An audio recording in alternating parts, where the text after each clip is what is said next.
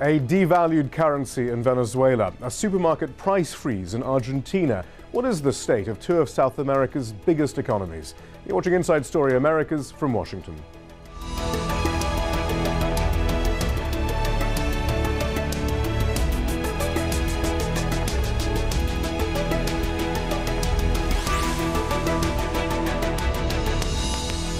Hello, I'm Weisbrot. They are two South American countries that exemplify the continent's shift away from U.S. influence. But in the last week, actions by the Venezuelan and Argentinian governments have been pounced on by critics as a sign of weakness in their economies. From Wednesday, Venezuela's currency, the bolivar, will lose almost a third of its value on the international market, the fifth time it's been devalued since President Hugo Chavez came to power. Some analysts welcomed the decision, saying it would help cut Venezuela's budget deficit. But there are also fears the move could worsen inflation. Argentina has also struggled with inflation over recent years, and at the beginning of the month, the IMF formally censured the government for what it had been long accused of, underreporting the inflation rate.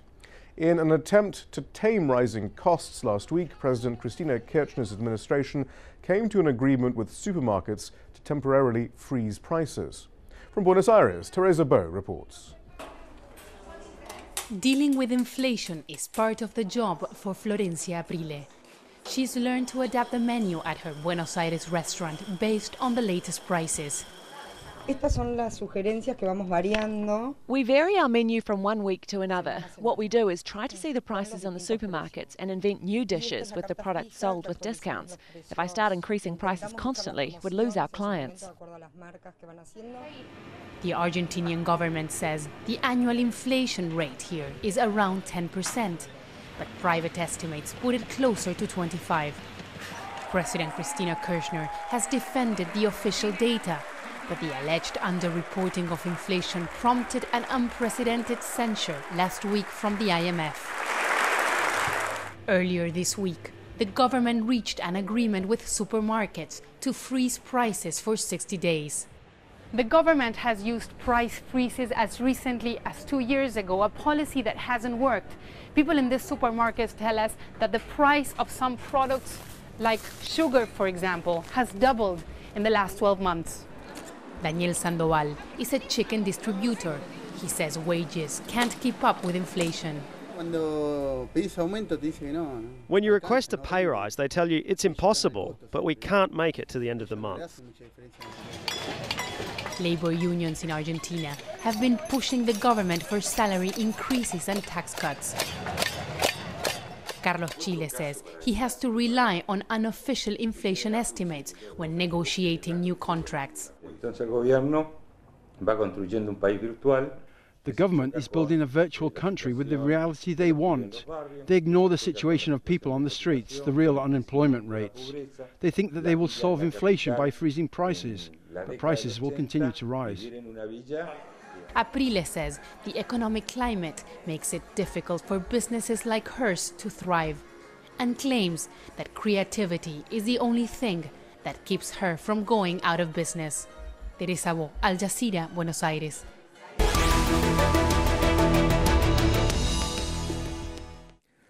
Joining me to discuss the Venezuelan and Argentinian economies further are Mark Weisbrot, the co-director of the Center for Economic and Policy Research here in Washington, and next to him, Arturo Porzecanski, an international finance and Latin American economic analyst from American University. Dr. Porzecanski, first of all, before we get into the specifics of Argentina and Venezuela, you're not much of a fan of either of these governments. Are you hoping overall that these recent developments that we hear of are hastening their demise?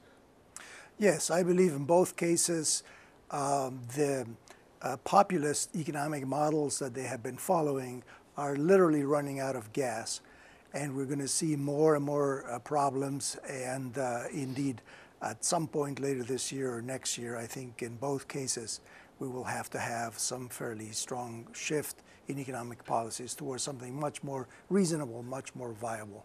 Dr. Weisbrot, it's interesting when you see much of the reporting of these two countries, you do get a sense of glee, actually, in some of it, that perhaps the death knell is is sounding. Do you see some wishful thinking in some of the analysis you're looking at? Well, sure. I mean, they quote mostly opposition sources, and like Arturo, they've been praying for the demise of the Chavez government for 14 years and the Argentine government for most of the last decade. And so, yeah, you do see a lot of this, and that's why I think you get an overly catastrophic view. I mean, you know, if you look at Venezuela, for example, they've had only 2 recessions in the 14 years of Chavez's office. One was caused by an oil strike by the opposition, which, you know, obviously is going to cause a recession. And the other was when you had the world financial crisis and recession. So there's no obvious reason for either of these countries to run into serious trouble. Well, let's discuss that by looking at the data itself. Beginning with Argentina, I mean, first of all, Argentina wasn't really fooling anyone with its official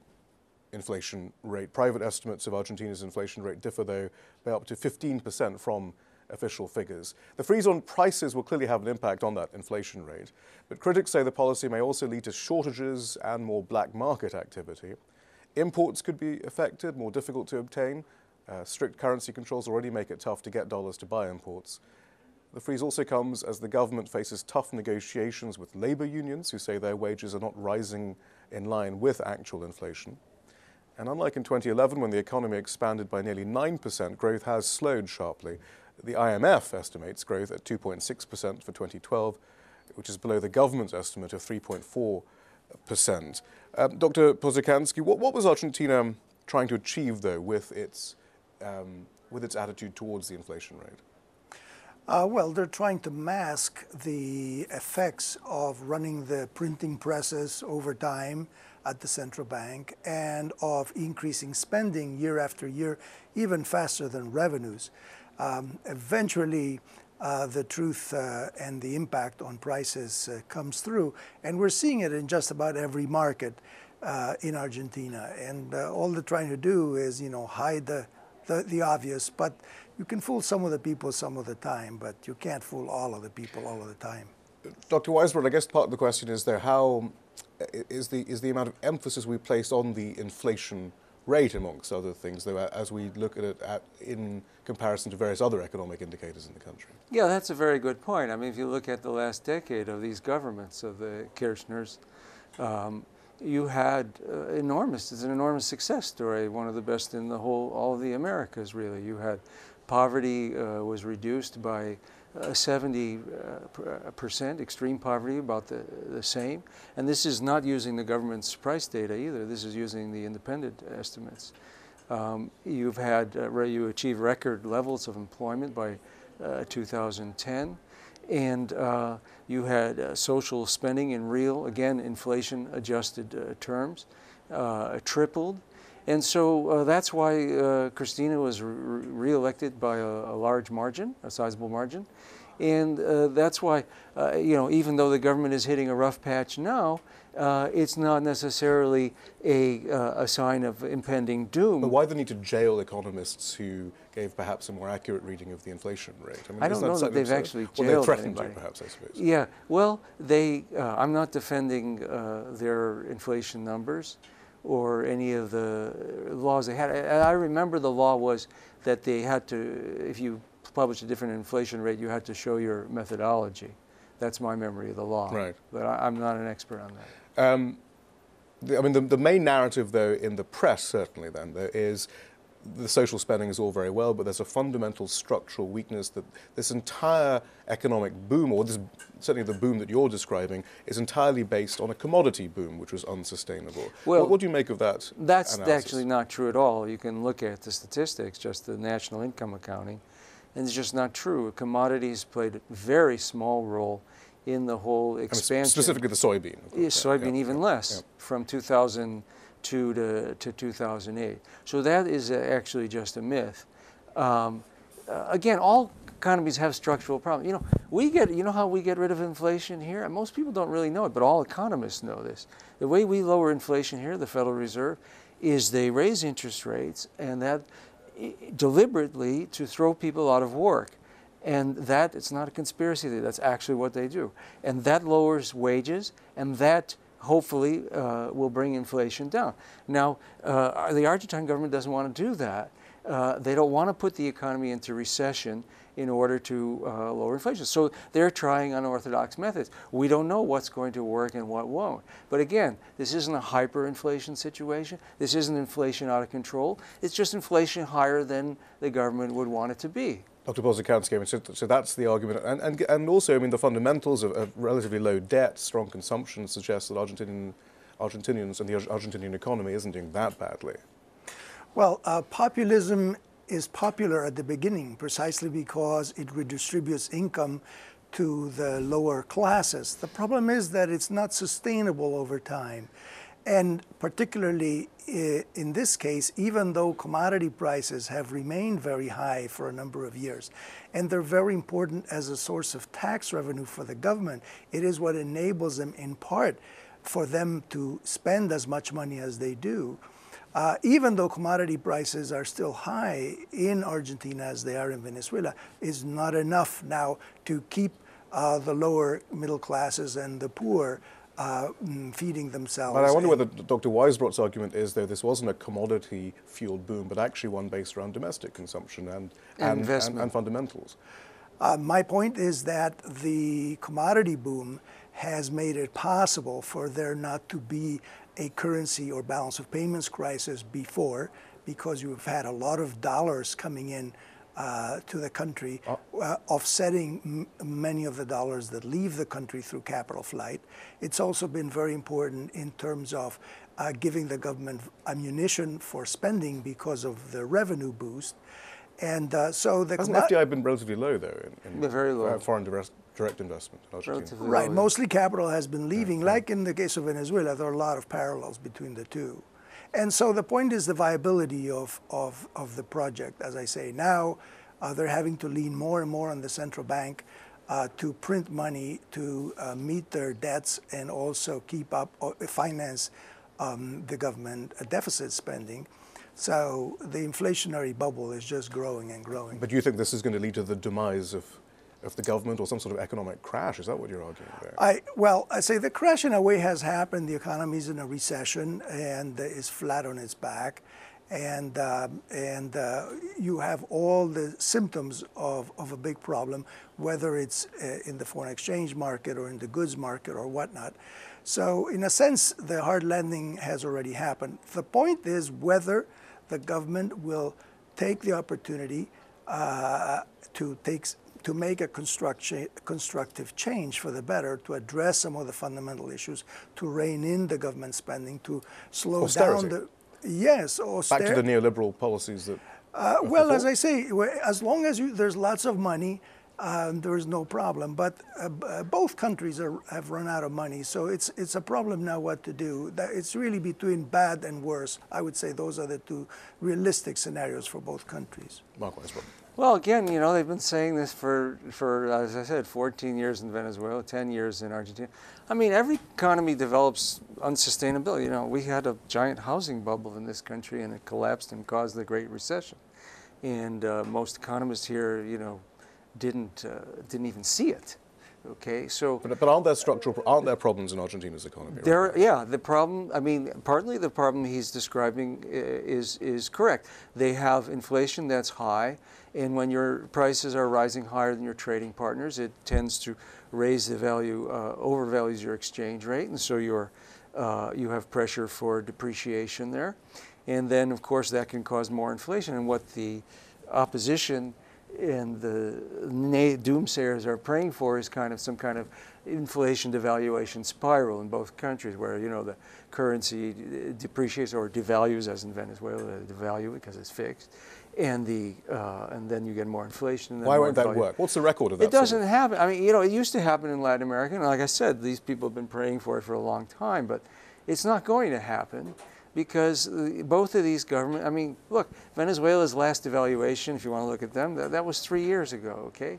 So, you know, I mean, there's no real reason for someone to panic and take their money out of the country. The next devaluation will be another 3 years or more. We don't even know. And so, again, these are, you know, they get very hopeful. The opposition gets very excited when something like a devaluation happens or when the economy slows in Argentina. But the government both of these governments are committed to growth. and they're not going to sacrifice that. But there's an argument that actually, for all the talk of Cristina Kirchner as some sort of socialist radical, she's not terribly left-wing in some senses. And again, the upcoming fights perhaps with the unions and so forth suggest that there are problems ahead with the traditional socialist kind of base that they might have. I mean, do you think that's fair? I mean, is she a socialist? Is she the lefty that she's portrayed in the Western, in the American press, certainly? No, I mean, all of the left governments in South America have an exaggerated portrayal here. I think they are all, Ecuador, Bolivia, Venezuela, Argentina, they're all different, very different. But they're basically social democratic governments. The state is not even that large as compared to France or some of the Scandinavian countries, and neither is the regulation of the economy as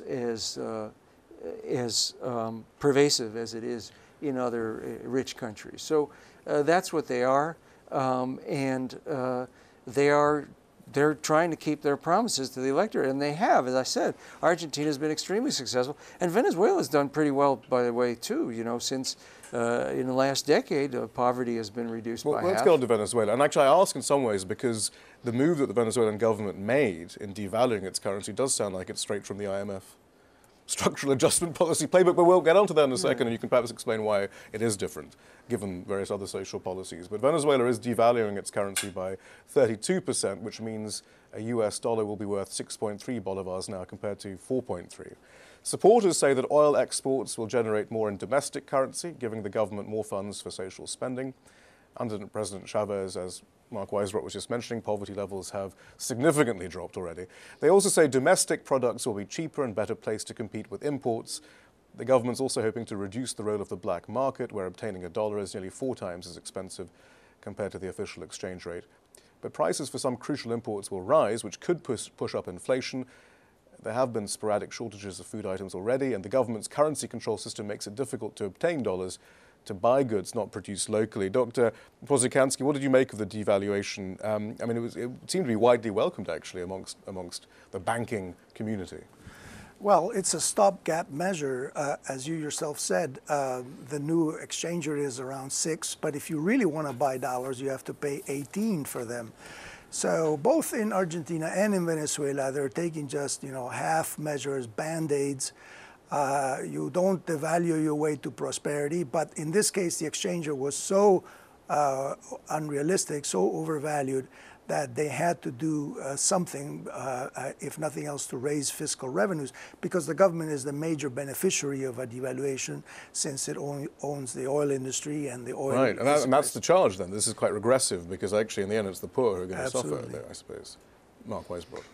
Well, I mean, I'm agnostic on the devaluation. I don't believe that the currency was that massively overvalued. If you look at the IMF data, where they compare, you look at all the countries, they calculate purchasing power parity exchange rate, and you compare Venezuela to other countries, not particularly overvalued, especially compared to, say, Brazil.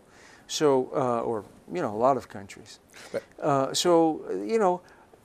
don't even accept the argument they had to devalue for their government finances, because if you look at it in just straight economic terms, I mean, all they're doing when they devalue is the government gets 6.3 bolivares for every dollar of oil instead of 4.3. But that's just money creation. They could do the same thing without the devaluation. So why are they doing it, though? Why are they doing it? I think the main reason were the ones you mentioned, about how it'll protect import competing industry. Mostly, though, it is a way of increasing the cost of capital flight.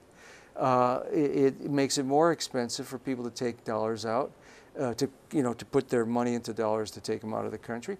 And it also, if you're a business person or you have some savings and you're thinking whether you should invest it in the country or take it out, it's more expensive to take it out. And also, if you're smart, there's not going to be another devaluation for a long time. So how can you be so sure? Well, like I said, this is the first one in 3 years, and the currency is not particularly overvalued at this rate. But still compared to the black market. Well, that's not a relevant comparison. That's due to shortages, and that's you can blame the government for that, but I think they're going to change that too. If you look at what they've done, look at the last devaluation. It was 3 years ago, and the Washington Post and Bloomberg, they ran articles saying inflation was going to have 60%, 48%. It increased just the the core rate didn't even go up. The headline rate increased for a short period, and then it went down for 2.5 years as the economy accelerated in growth. So there are a lot of variables affecting inflation, and the government will, that's what I'm saying, you know, not all of these policies are the best. I would favor, for example, in Venezuela, more of a managed float exchange rate, you know, instead of the fixed one they have with periodic devaluations. But my point is that none of this is going to lead to the catastrophe that everybody's talking about as much as they want it. You know, the government will do other things, as they did after the last devaluation, to keep inflation under control. Dr. Porzecanski. Well, as I said, it's really a tragedy to watch both countries so mismanaged, because they're such inherently rich countries. They could be doing so much better than they have been Better doing. than completely slashing poverty rates, making sure that people have a living wage, making sure their jobs. Yeah, I mean, but there's what nothing. are our priorities, I suppose? No, there's nothing wrong with that. Yeah. The problem is how you do it and whether it's sustainable or not. In both countries, you have a lot of subsidies that have been given, a lot of price controls that have been put on. So people have greater access to, say, telephone or electricity or water, but it's all at unrealistic prices, such that the industries involved in those sectors are not So a realistic price would be based on what? Privatizing all these on industries? supply and demand, and on what the markets would dictate. So the point is, nobody here has anything against the poor coming out of poverty. The question is, you don't want to give them a false hope that this is for real and this is for good and that they've earned their way out of poverty, when it's all been underwritten by the government through deficit spending. Well, what about that point then, Dr. Weisbrot, that the economy, the fundamentals of Venezuela are also a basket case? The oil industry is still being mismanaged, is not producing enough. In fact, that is the entire basis of the economy in some ways. There isn't really any domestic that's sector. Not really, Again, these are the sort of things that we yeah, hear. But that's not true at all. I mean, you know, exports in Venezuela are no more than 20% of the economy, depending on how you measure it, of course, what exchange rate you use. But it's not. No, it's, you know, most of the economy in Venezuela is domestic services and goods, you know, just like here. And I think there's some truth to what Arturo is saying, in that some policies are unsustainable. But those are the policies that will change. That's kind of definition of unsustainable. And again, they've been predicting disaster for the whole time. It hasn't happened. It's not going to happen. You know, Keynes famously said, "In the long run, we're all dead," and that's true. And in the long run, there's hardly any economic policies that are sustainable, because things change. In these countries, they have to react to external changes as well. So I think they will change the policies that they need to. And these economies will continue to grow. And again, I mean, if you compare Venezuela's performance under Chavez with the previous 20 years, it's not even comparable. I mean, they had real growth, they had real poverty. The economy, income per person actually fell in the prior 20 years of Venezuela. And in Argentina, you know what kind of a disaster they had before the Kirchners and the government just prior to them. So, you know, since 2002, 2003, this has been a huge economic success story. So yeah, people who want demise in these countries are going to continually say that the sky is falling. But we'll see what's sustainable when we come back and talk about this in another year or two. Dr. Porzecanski, I mean, that is the charge that actually you're not really presenting an alternative that actually takes into account the enormous strides, social strides, that these countries have seen, having shaken off the orthodoxy of the IMF and neoliberal economics. You are just basically calling for a return to the past, and that's not going to work. No, what I'm calling is for the return to what almost everybody else in Latin America and beyond is doing, which is sensible economic policies that are friendly to the markets and respectful of private property, and that are non-inflationary, and that can be sustained over time. You could point to Ecuador, too, for example. I mean, that's another one that I'm sure Arturo would say is not following sensible policy. They took away the independence of the central bank. They did all the things that neoliberal economists don't like. They're also doing extremely well. Bolivia renationalized their hydrocarbons. They're doing extremely well. Mark Weisbrot, thank you very much. Arturo Porzecanski, thank you. That's all from the team in Washington, D.C. for now.